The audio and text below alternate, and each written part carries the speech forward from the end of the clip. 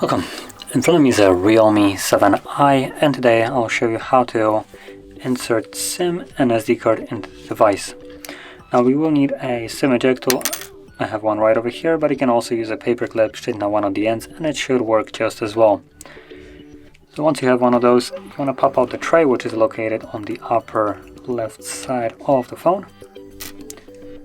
And once you push it in, the tray should pop out, and here you have space for a single SD card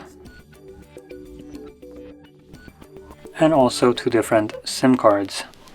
Now I'm going to be occupying one of each, like so, and from there let's slide it back into the device.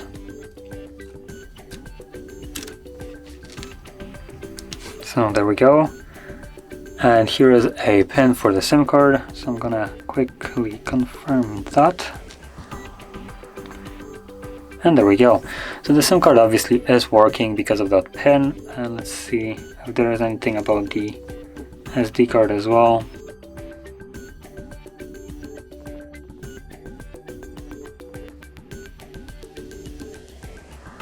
And there is the SD card, as you can see, 8 GB. So, if you found this very helpful, don't forget to hit like, subscribe, and thanks for watching.